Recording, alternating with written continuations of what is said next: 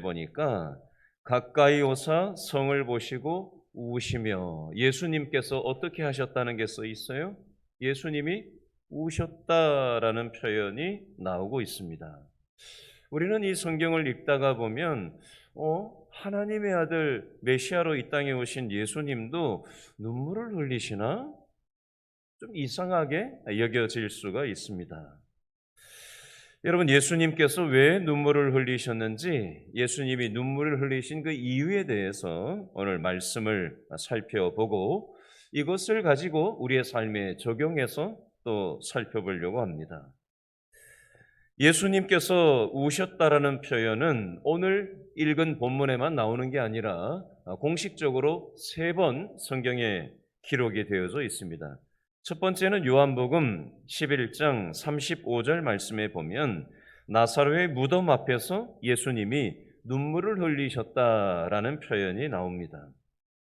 나사로가 죽고 나니까 사람들이 그 장례 행렬에서 슬퍼하고 있는 것을 보시면서 예수님께서 함께 눈물을 흘리시는 장면이 나오고요.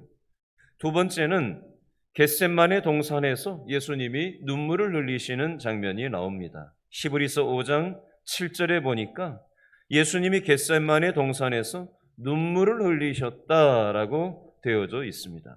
십자가 지시기 전에 예수님께서는 하나님 앞에서 눈물로 겟셋마네 동산에서 기도하셨습니다.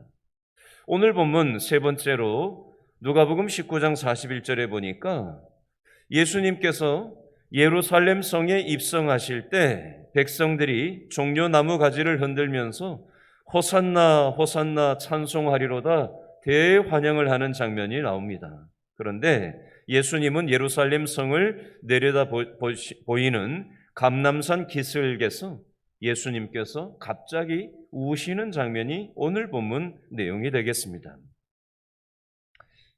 지금 제가 3가지 예수님이 공식적으로 우신 것을 소개해드렸는데 그러면 예수님은 딱 3번만 우셨을까요? 여러분, 예수님께서는 3년 동안 공생애를 살아가시는 동안 눈물이 마를 날이 없으셨을 것입니다.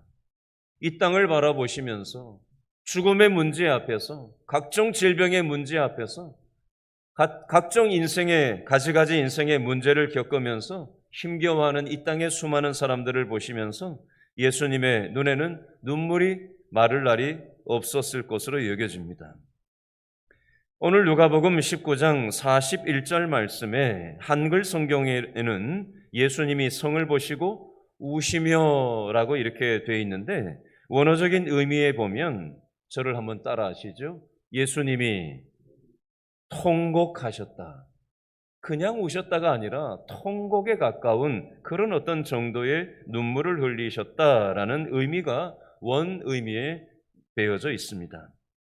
지금도 이스라엘 예루살렘에 가면 이 지역에 눈물교회라고 하는 교회가 있습니다. 예수님이 예루살렘 입성하실 때 예루살렘이 내다 보이는 감람산 기슭에서 눈물을 흘리셨다라는 것을 기념하기 위한 기념교회가 눈물교회라는 교회가 있어요. 다른 말로 하면 주님이 우셨다라는 뜻의 교회가 되겠습니다. 그러면 예수님께서 왜 이렇게 통곡하면서까지 우셨을까요? 이유가 있을 거 아니에요. 여러분, 예루살렘 성전은 굉장히 큰 사이즈의 성전이었습니다.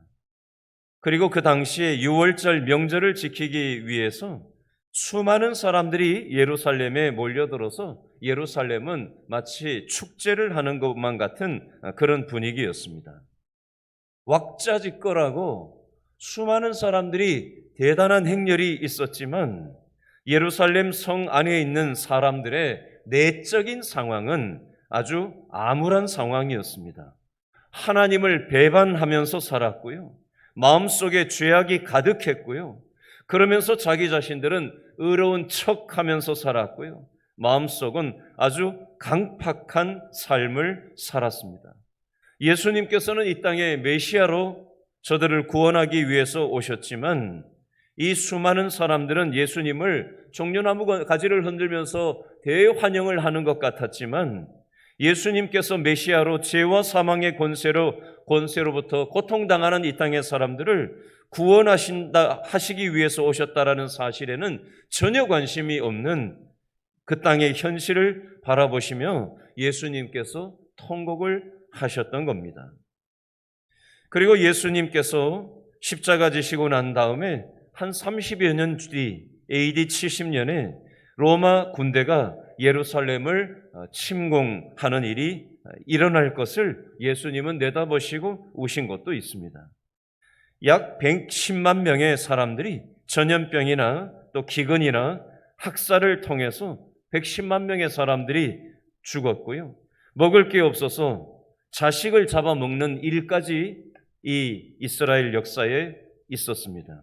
10만 명이 로마 제국으로 끌려가서 경기장에서 맹수의 밥이 되기도 하고요. 칼에 죽임을 당하기도 하고요. 또 여러 나라의 노예로 끌려가서 많은 사람들이 어려움에 처하게 되는 일이 이스라엘 역사에 향후 있기 때문에 예수님은 이것을 알고 통곡하셨던 겁니다. 그리고 이스라엘 백성들이 그렇게 자랑하던 예루살렘 성전이 로마가 쳐들어와서 다 불에 타버리고 서쪽에 있는 성벽만 그저 남아있는 것이 오늘날까지 남아있어서, 여러분 이스라엘에 대해서 뉴스를 보다 보면 유대인들이 벽 앞에서 통곡하고 있는, 기도하고 있는 모습 많이 보셨잖아요. 그게 그때 70년도에, 서기 70년도에 이 예루살렘 성벽이 무너지고 불타고 서쪽 성벽만 남은 그 통곡의 벽에서 지금도 유대인들이 그곳에서 그렇게 모여 있는 것입니다. 여러분, 예수님께서 우신 이유를 또 다른 표현으로 한다면 내가 죄인이라는 것을 깨닫지를 못하고 그저 무엇을 먹을까, 무엇을 마실까, 그냥 여기에만 온통 정신이 팔려서 살아가는 이 땅의 사람들을 보시면서 예수님이 통곡하신 겁니다. 자, 이 내용을 한번 적용을 해볼까요? 만약에 예수님이 지금 한국 사회에 오신다면 이 땅을 보시면서 예수님이 웃으실까요?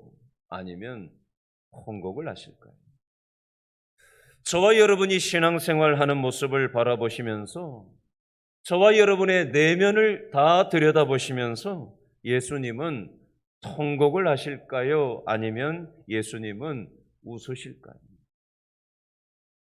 여러분, 오늘날 한국교회의 모습을 보면 예수님께서 통곡을 하실 것입니다. 저와 여러분의 욕망으로 가득 찬, 악한 생각으로 가득 찬, 하나님의 정신으로부터 이탈되어진 우리의 말과 행실과 생각과 우리의 교회의 현실을 바라보시면서 오늘도 예수님께서는 통곡을 하시지 않을까 하는 생각을 해보게 됩니다. 우리는 예수님을 믿는다 하면서도 여전히 죄의 종로로 타면서 그렇게 살아가고 있지는 않느냐라는 것입니다. 그러면 오늘 우리는 예수님의 이 통곡을 통해서 우리는 어떤 교훈을 얻어야 할까요? 첫 번째로 우리는 회개의 눈물을 흘려야 합니다. 우리의 죄를 회개하고 십자가의 대속의 복음을 믿는 것이 중요합니다. 요엘서 2장 12절 13절 말씀에 보면 이런 말씀이 있어요. 여호와의 말씀에 너희는 이제라도 금식하며 울며 애통하고 마음을 다하여 내게로 돌아오라 하셨나니 너희는 옷을 찢지 말고 마음을 찢고 너희 하나님 여호와께로 돌아올지어다. 그는 은혜로우시며 자비로우시며 노하기를 더디하시며 인애가 크시사 뜻을 돌이켜 재앙을 내리지 아니하시나니. 이제라도, 지금이라도 금식하고 지금이라도 울고 지금이라도 애통하며 마음을 다해 하나님께로 돌아올 것을 하나님은 오늘 이 새벽에 저와 여러분에게 말씀하시는 겁니다. 겉모양만이 아니라 마음을 찢고 하나님 앞으로 돌아올 것을 하나님께서 요청하시는 거예요. 여러분, 우리나라 요즘 대기가 많이 황사로 인해서, 미세먼지로 인해서 굉장히 많이 하늘이 지저분하지 않습니까? 근데 가끔 가다가 하늘에서 비가 쫙 내려주면 어떻게 되죠? 그 지저분한 대기 환경이, 미세먼지가, 황사가 비와 함께 다 묻어가지고 다 땅으로 떨어지고 하늘이 말끔해지는 것을 우리가 보지 않습니까? 비가 온 뒤에 무지개가 딱 뜰 때가 있지 않아요? 마찬가지 이치를 한번 생각해 보겠습니다. 죄로 인해서 우리의 영혼이 마치 미세먼지와 황사와 대기의 수많은 오염덩어리가 우리의 영혼 속에 덕지덕지 붙어 있어요. 이때 우리가 하나님 앞에 그때라도 말씀을 읽다가, 설교를 듣다가, 찬송을 하다가, 기도를 하다가 하나님께서 우리에게 믿음의 생각을 넣어주시고 깨닫게 하실 때가 있어요. 우리 마음을 녹화하실 때가 있다고요. 그때라도 하나님 앞에 눈물로 회개하며 우리가 애통하며 하나님 앞에 나오면 하나님께서 그 눈물의 기도를 통해서, 눈물을 통해서 회개를 싹 하고 나면은 비가 그치고 무지개가 딱 뜨는 이치처럼 우리의 영혼이 깨끗해지고 영롱한 무지개가 뜨는 것처럼 그렇게 하나님께서 우리의 영혼을 맑게 씻어주신다라는 것입니다. 두 번째, 감사의 눈물을 흘려야 되는 것입니다. 어떤 분이 그래요. 본인은 아침에 일어나자마자 감사 기도를 한대요. 무슨 감사 기도를 하느냐? 하나님이 오늘 하루 또 생명을 연장시켜 주셔서 내가 살아있는 것이 감사하다. 호흡 주신 것이 감사하다. 기도를 올린다는 거예요. 그리고 하루 종일 또 이렇게 살아가다가 잠자기 전에 하나님 앞에 오늘 하루 이렇게 살아갈 수 있도록 허락하셔서 감사합니다. 하루 주신 것에 대해서 또 감사하면서 잠든다는 거예요. 그리고 또 내일 하루를 또 기대하면서 또 감사하면서 하루를 마감한다라고 하시는 분의 고백을 제가 봤습니다. 그래서 저도 그 흉내를 한번 내봤어요. 아침에 일어나자마자 하나님이 오늘 또 살려주셨네. 내가 숨이 쉬어지네. 내가 살아있네. 하나님께서 이런 은혜를 주셨네. 그것에 대해서 감사한 마음을 품고 하루를 살아가게 되는 것입니다. 여러분, 하나님께서 어떤 분은 풍족하게 살아가는 분도 있고 어떤 분은 그저 빠듯하게 경제적으로 그렇게 살아가는 분도 있지만 어찌하여 결국 여기까지 우리가 살아왔잖아요. 그렇죠? 우리의 의식주를 공급해 주시는 것도 감사하고 수많은 가정의 문제, 풍파가 있지만 하나님께서 험한 세상에서 우리를 보호해 주셔서 여기까지 인도해 주신 거 하나하나 생각할 때마다 참 감사하지 않은 게 없어요. 그렇죠? 시편 116편 12절 말씀에 보니까 여호와께서 내게 주신 모든 은혜를 무엇으로 보답할꼬, 이런 마음으로 우리가 살아야 될 줄로 압니다. 찬송가 143장에 보니까 이런 찬송의 가사가 있어요. 웬 말인가 날 위하여 주 돌아가셨나.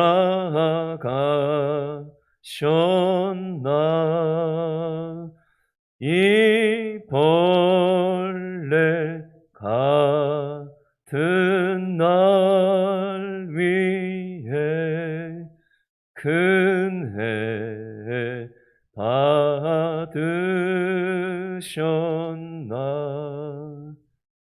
나 십자가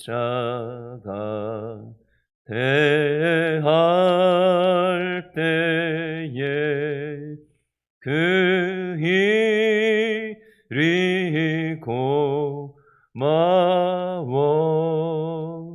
내 얼굴 감히 못 들고 눈물 흘리도다.